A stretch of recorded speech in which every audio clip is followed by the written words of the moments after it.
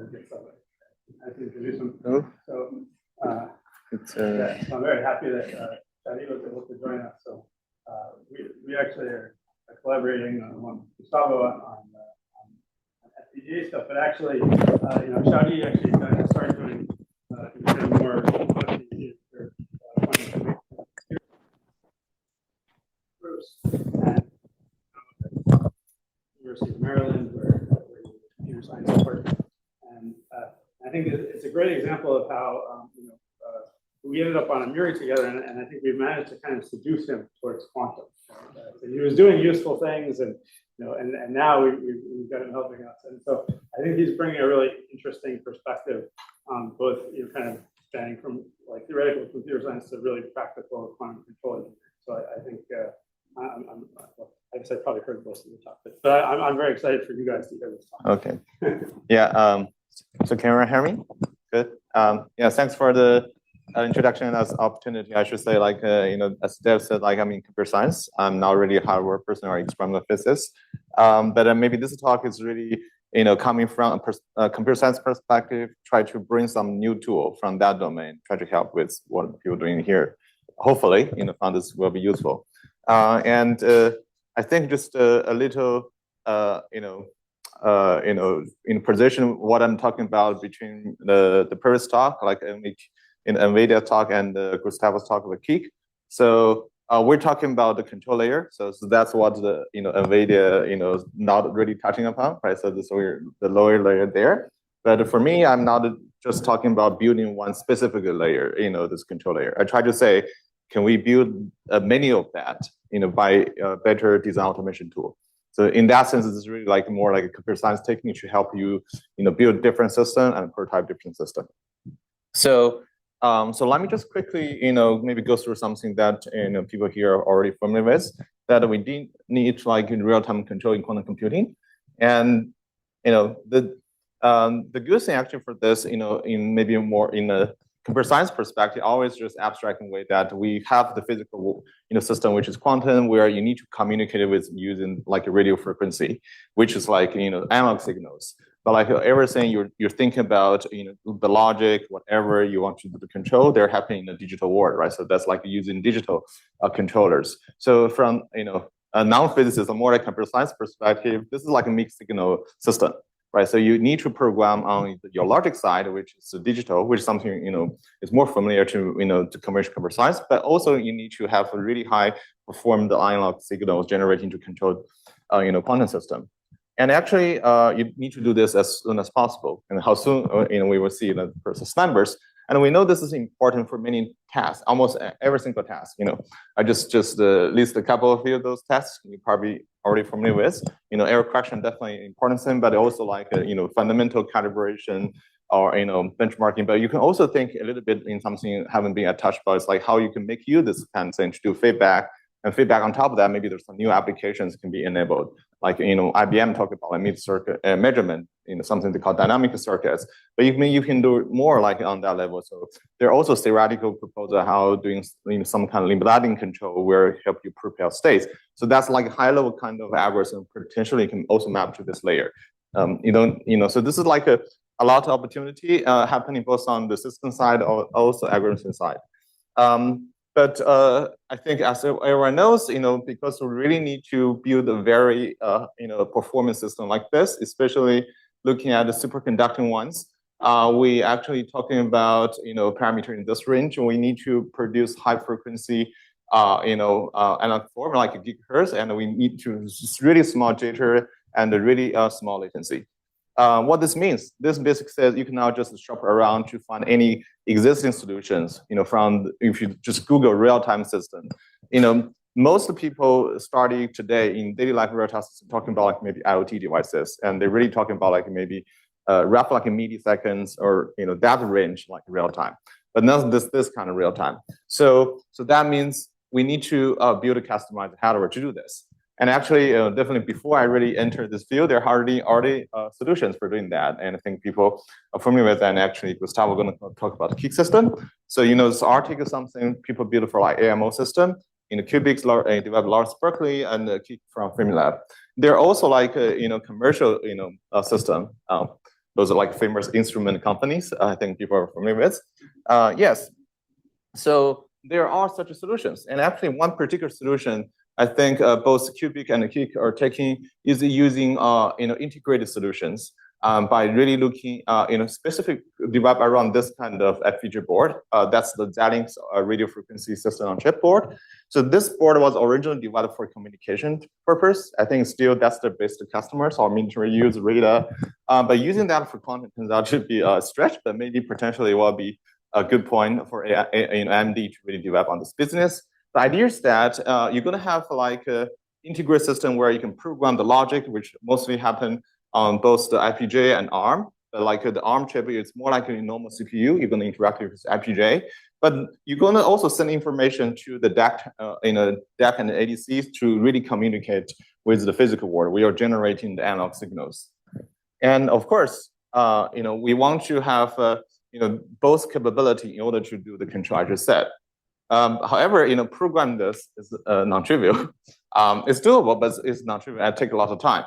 And of course, as I said, like both the Cubic team and the Kik team has adopted this kind of approach and producing something in a working system for today, and at the same time also lower the control cost per qubit. I think this is roughly the point I think Dev introduced to me when we were in a Muri meeting and when I start looking into this domain. Okay, but then you say like we already have a system, so what's the what can I do, right? So what's like computer scientists do? You have a system. I think the sense that it seems to me that we don't just need one system. We probably need many systems. Why? Here are a few things this is my personal observation that hopefully I can convince you. First is that we're in the stage that we probably don't now have like large enough quantum system to really demo the quantum utility, but it's already large enough for control, right? So it's already from the experimental perspective, this is like a huge scale experiments nobody has done before. Even though it's not reaching the point that you can do some like real world quantum applications, and we haven't really got to the point that we convert to the final form of quantum computers. So we don't know what exactly our eventual control system will look like, and those design might evolve over time. Different scale, different technology going to evolve. So that means this is not a system that we know today, which is beautiful ones. We need to just study how we can really investigate how to build this kind of system over the time. And we need to build the system over, also across different modalities, not just the, superconducting ones, neutral atoms ones, maybe in the future, like, trap ion, of course, on in spin system. I don't know, maybe there are new technology will appear, right? So, but the current approach for building this system is a really, like I said, like a really heroic effort, spend a lot of time. But this also means it's very labor intensive and expensive. It's not easy to change. And we need to, we know we actually need to change because of, a lot of good reasons. So, so this is my, personal take for what are the major costs if we want to build this kind of system. The first cost is that you actually need to develop the system from scratch if you don't have anything to start with. So that's like a one-time, cost. People has already done that, but since that you also need to, keep developing the system because our this need for your system will evolve with your, have larger ones or use different technology. And this actually changes really fast, because there's so much research happening in the quantum domain. So it's not just a one-time cost. You need one time to get it started, but you need to do a lot of customization. And there are also costs about scaling, right? So people are talking about like, what's the cost per qubit? So this is actually most talking to how much you need to spend on buying those devices. But buying those devices, on one side, there's things beyond my control. I'm not a hardware person. AMD had the scan chip. I have no control on their development. But there's something we can do. Say, can we better utilize those resources, right? If I can put like more control happening with the same amount of devices, I can control more qubits, right? So this is not just the purely like hardware cost. There's also design. So quality of the design will depend also determine what kind of scaling cost you're going to have. And third is that you don't just want to build a control system and just let it run because you also want to do a lot of sense on top of that. And one trouble we have today is that even though you have maybe basic sense you can get from either open source tool or maybe commercial tools, you still need to develop your own, either like your protocols, or if people, of course, want to do quantum error correction, or maybe there may be a different kind of hardware accelerator modules you want to program. So how easy you can program them, even with the control system. I think maybe people have some experience doing that. It's not that wonderful, right? It's not that easy. Even though I think this is still like the major selling point from some the companies say that we have helps you to really program things easy. We can do like really like a real-time branching, something like that. But it's not like AC say you just do like a general purpose language, maybe in C, or maybe maybe experiment physics like prefer Python, something like that. It's not like really like that. So how can we easily program whatever we want, and still we want to have some guarantee? So I think those are all the costs. It's spend time or money in order to really do something, getting there. And on top of that, they're definitely like a proprietary wall, because a lot of things you've seen today, they're commercial, and you don't know what's going on inside, and they probably also different like proprietary like devices you want to connect, but you don't know their interface. So this actually creating some additional barrier for you to do like efficient co-design integration. And of course, computer science is really like open source, community. There are a lot of things happening in computer science that's open source. Machine learning is this huge open source community. We really want to form a community effort, but it seems really hard in this domain because we don't have like a very common platform to make that easy to happen. Especially if you're coming from a computer science perspective, this is not really something desirable. Okay, so then what's our vision? Maybe the sense that we can try to help in this domain is that we try to follow the philosophy people call it like agile development for hardware, where basically I know, of course, I don't do anything really making classical chips or like all the electronics. I try to talk about design. So can we have a better design tool that allows us to quickly adapt to the new needs? And of course, hopefully also provide a platform that a lot of people can use. So really forming some like community effort. And I should say this is nothing new. If you're familiar with this thing happening in maybe other domain for building this kind of hardware chips, this like AI accelerators, especially coming from the RISC-V ecosystem, people are using those tools, developing those tools, so they can build like prototype a lot of new chips. And AI accelerator become like a major target for this kind of technique. And somehow when you try to build this, this coming to one keyword in this talk title that's called generator. So generator, I'll explain that a little bit in detail further. But what you should think is a slight high level tool rather than directly talking about like work on the Verilog tool. We have something that specifies what kind of chip or like this low level system you want to build, and why we need that. I think this, if you're familiar with like what's really happening in computer science, or maybe what happening, in like a development of Linux, this kind of thing, you're going to say, okay, you definitely need a high level tool. But importantly, if you're not familiar with that, you can see this is really because we need to have a lot of like parameterization and customizability for really designing the control. There's all low level details that you can tune of your control that will eventually determine the performance system. But you don't want to do that manually, because even a simple change of that can mean many lines of code change. And when you do that, it can be very error prone. If you do that manually. And of course, if we have some tool that can allow us to parameterize this design space and also have a easy way to connect with different modules, then you can actually do a fast prototyping and also form a community effort, because different people can work in different parts and have a way to easily turn to something that you can use. So this is really talking about, maybe you want to have some like ecosystem like this. Maybe you build like some neural network or like, whatever decoders, people have a different way to generate the wave form that is better, or someone has different protocols.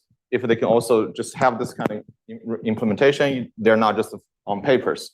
They could be like some GitHub repos. You can easily put them together. You can see their benefits right away. So of course, that's the hope. And how we can actually make this happen more concretely. So this is really referring to our the generator paradigm, where again, so this is nothing new from my group. This is really something people have already seen in the the AI accelerated design domain. So this is the paradigm between directly using Verilog, writing down the entire system, or using a generation paradigm where you try to work a little bit on top of the Verilog. You try to specify the modules, and of course, giving all the different actually more specification on the data type, varying in all the parameters, and in a slight meta level language. So this is something has already been developed. Of course, not for quantum computing purpose. But this is, specifically, this is really coming from the RISC-V system. They have something called a SPAN HDL. Of course, the challenge for doing that for quantum is that, most of the cases in the classical domain, people don't care about generating like, analog waves. So this is something very unique for quantum. We need to have special module for doing that.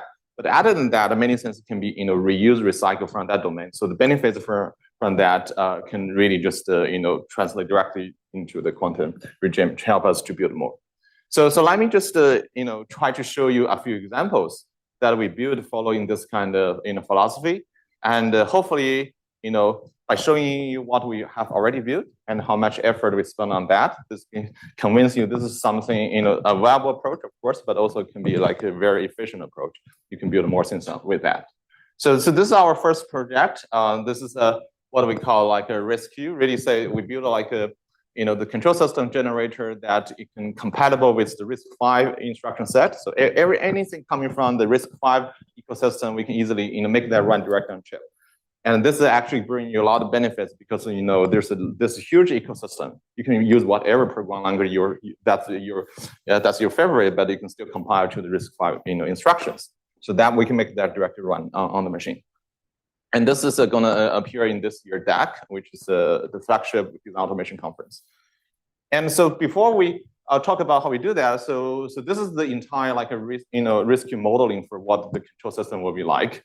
I think this may be something you already familiar with, but this is like more computer science way of describe what you already know. And let me try to just there has a lot of contents, but let me try to go through this one by one. So hopefully this just can help you see how we redescribe something you already know in the language that is more familiar to computer science. So the basic stuff is that you're going to see what the basic functionality perform for superconducting circuit, for example, in this system. So anything in the blue part is going to be modeled by the this design automation tool, and this we call it RISC-Q. So we can definitely have a controller. The controller basically will take instructions, and those instructions essentially we're going to be like a RISC-V CPU. So the instruction will come from RISC-V, the standard version, or you can have some extended instruction setting. And the controllers will, send, in a very basic setting, you're going to tell the generator, radio frequency generators, to send what kind of like a waveform you want to send to superconducting qubits. And of course, you also need to decode the returned like wave from them, and also decode them, the measurement outcome 0, 1. So this is like a very, very simple setting. I think people already know. In that very, very simple setting. So how we connect with that? So because we build it again, the controllers, just like you can build like a many. Actually, in the actual design, you have freedom to say how many GPUs, CPUs you want to put there. But each of the CPU we build actually is RISC-V compatible CPU. What does this mean? This means that you can use any like RISC-V compatible pipelines for writing the programs. Of course, this can be easily connected to other systems, but you can also write your own sense. I'll show you examples later. But of course, we want to go beyond just the simple superconducting ones. So what happens if you have like a more complicated sense, especially with the AI model system? You have more like modules in the chip that you want to hardware accelerate it. For example, you want to have a better readout, so that means you have potentially need to process the image. You can also hardware accelerate that part. And there are like rearrangement of atoms. You need to move the tracers. And this actually will involve some kind of like a real-time computation of a different wave, especially for control ALDs. And of course, on top of that, quantum error correction is something a lot of people have talked about. You definitely want to have like a real-time, implementation for that as well. And what we have, the new functionality, in addition to this, is what we need to think about is that, for the current implementation on FPGA, or maybe in the near term, imagine any like a chip, it has a limited amount of channels, and we probably need a lot of channels. So that means you need to go to a multi-board design. Then that means you need to have some communication module to synchronize our communication between different this kind of a chip. And from there, you need to also build the basic functionality, how you can synchronize it, synchronize between different boards and communicate the necessary things. So what we really did is that we provide you, a modeling of this in the library of the, some system like Spinach DL system, and we build like a reference implementation of all those modules. Of course, you're welcome to build like even more performant modules than what we currently have, but we provide you something basic. And from there, you can use the generator and get all the benefits from that, because you can really do lots of customization. You can rebuild system, according to your architecture, or you can study different architecture and try to see which one's better. So what we show you here is the reference implementation we have done.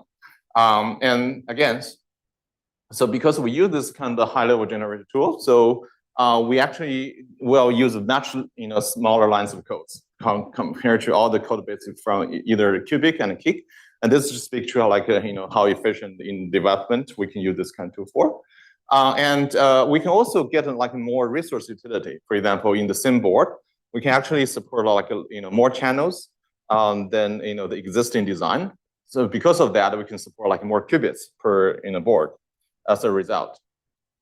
Here's the software tool we're going to build in order to help you to program it. So as I said, like anything on hardware that are going to appear to the FPGA part, but also you want to see how you can program a system.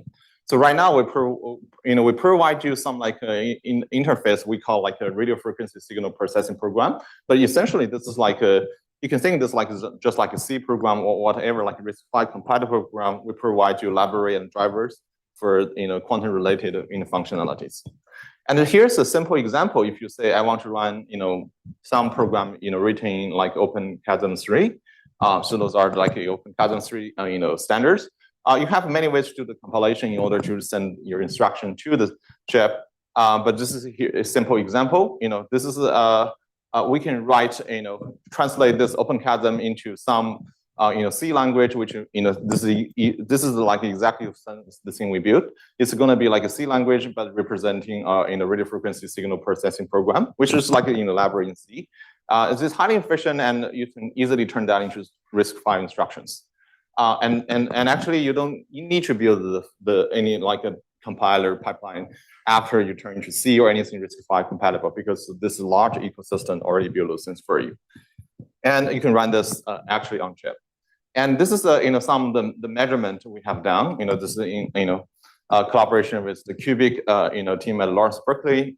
I don't have any board. This is really using their boards. So this is testing for like with our design. What kind of like a frequency you can run into. The number of the channels we can have and the speech to latency. And I'm gonna talk about like how we can integrate this with a quantum error correction system demo. And just another example, if you really want to say, I want to run something directly on chip, for what, especially for like the basic protocols like calibration or maybe like a recalibration, there's many things you can do. You hope to do it in the real time. I think, quantum machine demo, something like say, if you do this whole thing in real time, you can save, several order magnitude time. But now you have a very easy way to do that. If you're waiting to write maybe a little bit like C language, this already compiled to RISC-V instructions, you can run that on your RISC-V CPU. So this is automatic in this system. So there's no magic, right? So you don't need to turn a lot of things. This has just become automatic. Okay, let me just move to say, if we have this basic system, we say we need to do something, people care about as a demonstration for both the power system and what we can do actually with a small, really small size of team. So this is the second work we have done along the line. We try to build the entire QEC system, and let me just say what exactly we have built. So I think people know here that in order to build a QC system, we need many components. We need very good decoders, and we need to have a system have low latency and high throughput. At the same time, we hope to scale to large system, because we need to deal with many qubits, not just like in a small number of channels. And there has been a lot of study on different components of the system. They're really talking about how can you build like each of them better. So what we really say in this work is not saying we try to beat everyone on single components, we say how you can design this system as a whole. It's like really holistic design, but also at the same time, how we can build the system in a very easy way. Not you spend a lot of effort. How can we build that? Just with a small effort, and I can show the demo. So the end result of this, again, so this is talking about the public results out there. I definitely believe there are people building this kind of system, but don't make that public. But I don't know anything about that. So this really talk about the paper I have seen. Talking about the entire feedback loop. That means getting the syndromes, go to the decoders, and going back to tell you what instruction to do. So Google in this threshold paper talking about, actually I think not really carefully designed system, give you like 63 microsecond latency. There's a paper from the collaboration between Rigetti and Riverland. They show something on less than 10 qubits, but that includes 6.5 microsecond latency.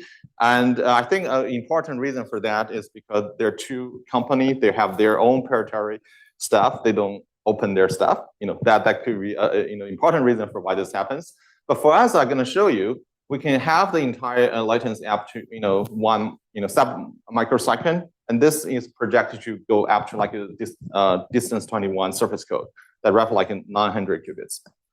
So again, we're now trying to build best component for each. We try to say how we can do the the holistic design, and also build a system you can test. And we actually, I think people are hinting about throughput latency problem, and this is actually a picture. If you ask a Gemini to generate for you, this is really visualize. Okay, if you have some latency problem, you have the congestion, and then you have throughput problem. So they're somehow related. I don't know exactly David said we need to put everything under 1 microsecond, but I just show you can. Okay, so maybe you don't need to vary that much further.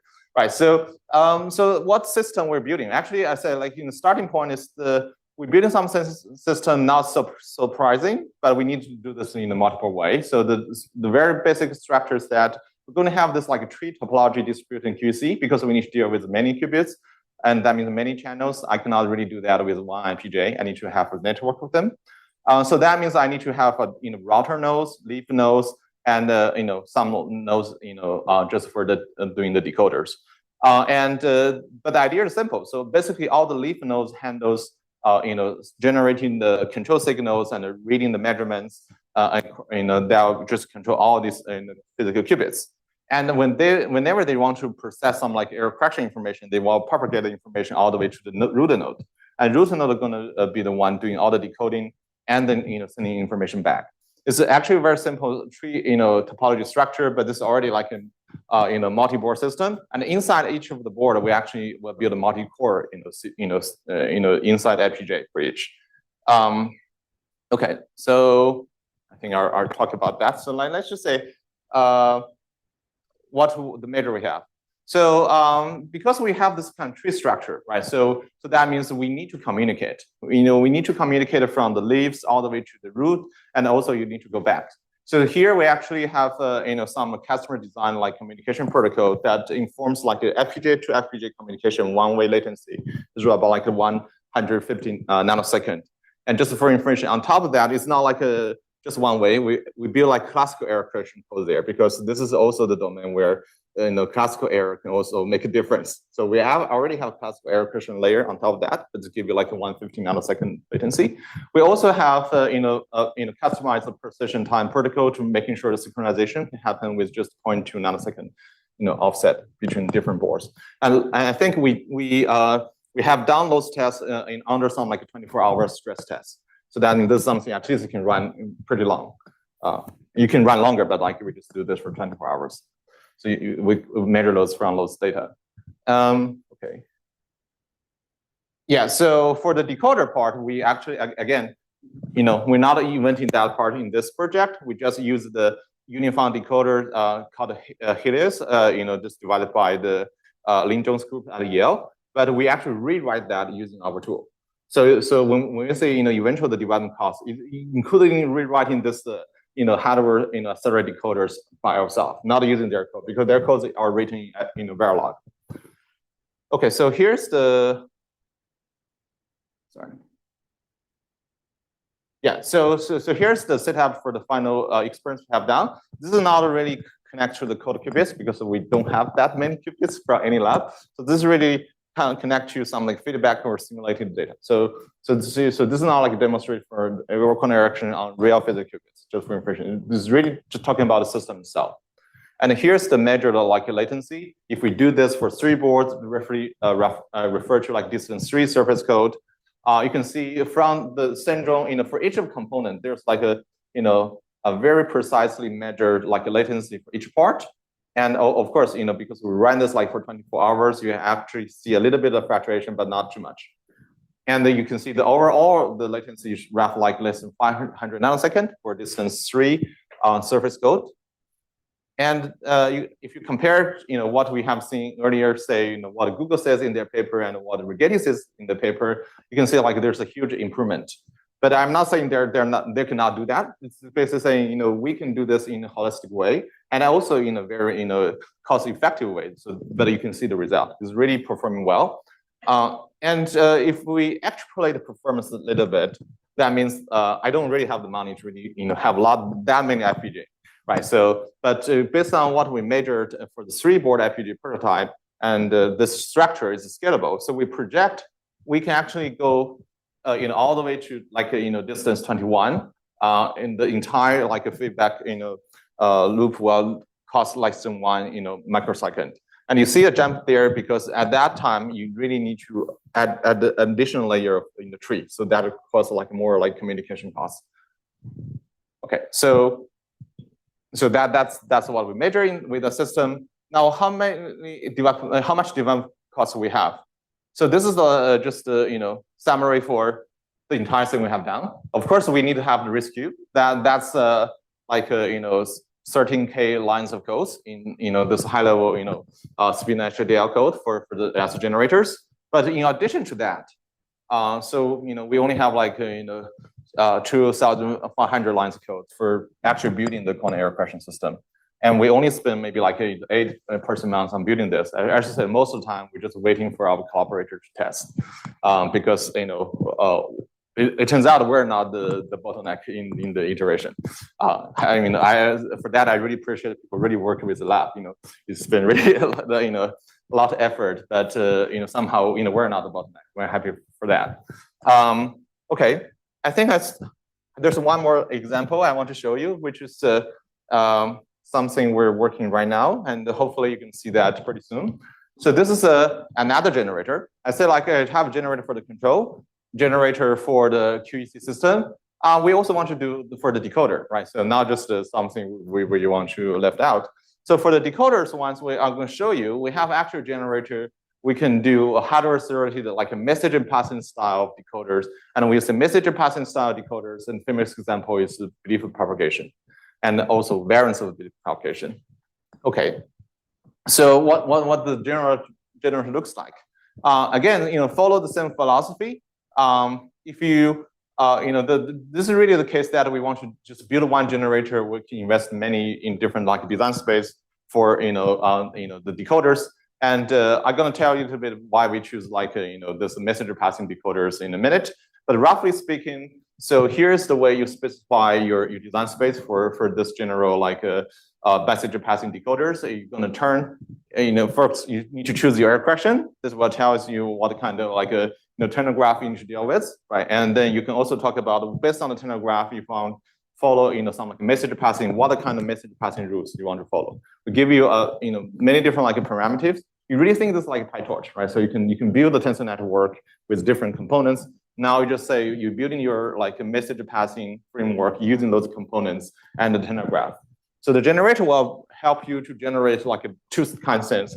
One is that it'll generate to the spin HDL tool I just said. Those are generators for direct hardware implementation. And they're actually can compile to both FPGA and ASIC. For FPGA use the Vivado tool from like AMD, but ASIC we use some like open source tool. You can also compile to PyTorch model directly from this. And there you can also use a PyTorch to directly compile to either GPU or TPU implementation, almost without too much sacrifice in the performance.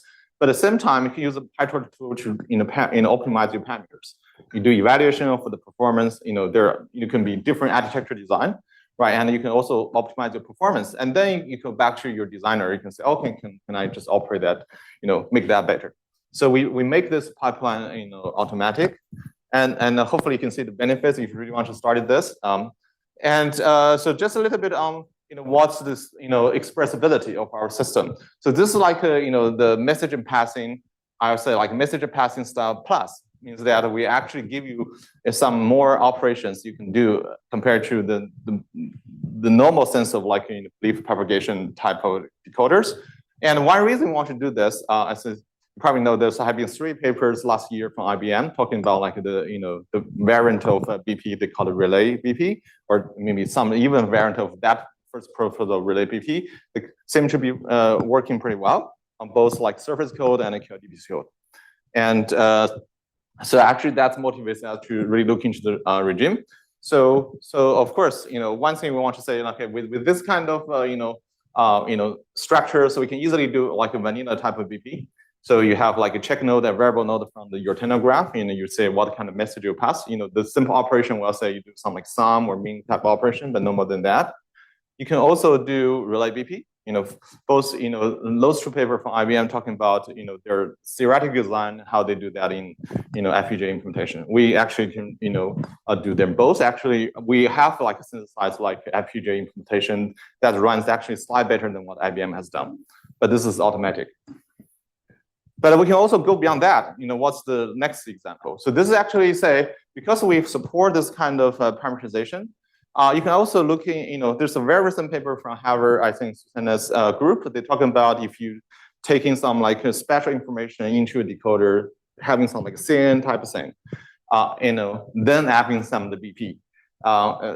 They actually have a slight better performance than the IBM BP. Of course, their test is on GPU, not on like FPGA. But we can actually express their design as well in this framework. And we can actually, now you can see the entire performance because we can compile to those 4 different backends. We haven't done that yet, but we probably will do that later sometime. You can see the actual performance on the real hardware. And you can also say, maybe just try to say, go general. Maybe you can do all kinds of like neural like a BP using a different combination of those rules. And this is exactly what we enable with this kind of generative approach. Again, you really think we're building some kind of like a PyTorch specific to the messenger passing type of decoders. But the difference is that in addition to compiling this to GPU, TPU, we can also compile to FPGA and ASIC. So this is a project ongoing. I was hoping to show you some like the flow plan we synthesized from the hardware, but it turns out, my students say like a machine is really running all kinds of synthesis all the time. They don't want to stop. So if you're interested in seeing any picture, you can find me, have some raw picture, but we hope to get the paper online, pretty soon. Okay, I think I just conclude a little bit with our plan. I have shown you like 3 examples, but I think there's just like a, get it started because you see, I don't have a lot of people working on this, but this generative approach can really help us to do a lot of things in the past years, and we hope we can do more. Of course, on the hardware side, there's some like ongoing efforts how we can maybe help both Kik team and the Cubic team to devise some their features with this accelerated approach. We actually already done a version for Cubic. It's connected, compatible with their Python code. It's not public, but this is something that they have already tested. And we have one version of the Kik that has to test it, but like still, we can see how we can move from there. We also think about how we can really, make this, compatible across modalities. This is something I spent a lot of time just talking to experimental physicists in those domains I try to learn. But I think I'm kind of confident this is doable, but this is something we really want to explore. And of course, you can imagine, maybe you want to say in the future solution, not just the multi-board FPGA, you want to do this either ASIC or maybe CMOS. That's actually requires more efforts and also more money to actually do something in that domain. But one thing we were trying to do is like if we were trying to do that, like what kind of thing we want to do and whether we're ready for that. So that's on the hardware side. So what to actually say, what be more easier for us in computer science that we also want to do more things on the software side. We want to really extending this to really like something like a low-level operating system. I think I forget, maybe John has to say like you don't want to use like the existing operating system like Linux is like too scary because there's so many things that's too complicated that you don't have any prediction. We actually think maybe you can build things from bottom up. You try to make a very minimal like a kernel type of OS support for this kind of system. So there you're really looking for like process timing, but you also want to have some additional support, like especially you want to have like a memory hierarchy. You don't just want to use the FPGA's own memory. You want to store more information. You want to be able to run more tasks without really waiting for the loading of your data. But at the same time, we also want to provide you a very good programming interface and provide you reference implementation for many like the modules that you want to have hardware accelerated. As I said, like we can do this with any like RISC-V compatible system, but right now it's still just for internal use. We want to make something that can be used for general users, or especially like experimental physicists. You can just do whatever you want. Investigate your own protocols. And with that, I just want to say a final, this is my final slide. I just a little bit of acknowledgement for I think all the people who helped me really get into this domain because I have no idea about this before. Like Dave, really introduced me to this, and really, actually, Will was there, but like he borrowed one, this real FSOC for me. It's actually a little bit invasive for a computer science group. And also Cubic team and the Kick team, they helped me a lot to really understand their existing work, which I think is the really starting point that just for everything I just showed you today, and also for the cooperation we have done. And there has been a lot of other people I talked to. And most of them are in computer science, but they're really talking from architecture, design automation, or program language. So this is more like computer science cohort, but I think they all just to have good input on how we can actually build this for quantum. Of course, they are not building this themselves, but I think they really helped me a lot to show what I just showed you. And the last question is that you're interested in implementing something with RISC-Q. Thank you.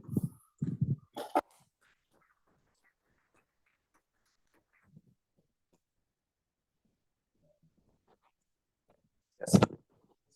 More work to validate the resulting HTML if you generate it? Like, does it leave you less, if you define it using software, does it leave you less sure that the layout is correct? So there have been a few tests you want to do. So so for the generator itself, when we write down the specifications, we also write a test module. And this is like this is still like standard practice for Verilog design, but you can also do that for this one. And the Spanish HDL can remove, it by itself because it's a strongly typed system. You have a lot of those like very stupid like errors can be directly checked at the compile time. And after that, we actually have this Vivado bitstream on a real FPGA, and we're going to see its output from some like devices. You can actually see the chip, and then we do the loop backbench test. And we haven't got to the point that we directly connect to Qubit to do that. I agree. We haven't got to the point that I really want to. But this is what we have done. Yeah.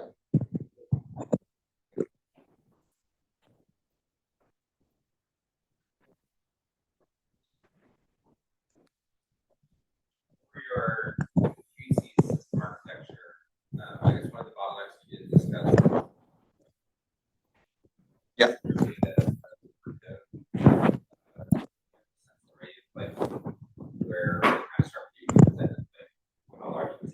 Yeah, so again, I think the main point from the paper is really to build system, but you have good questions like architecture-wise, how scalable this is. I think our feeling for now is that for maybe less than 100 qubits, or like just 2 layers of this network communication, this is probably okay. If you go beyond that, you need to have different like topology. And I don't know yet what topology you want. But I think the good thing with this kind of approach is that you can actually, prototype it easily yourself. You can run this on simulator. You can actually see the performance. If you have a hypothesis for what traffic, any hypothesis for the topology you want to follow, you can empirically benchmark it.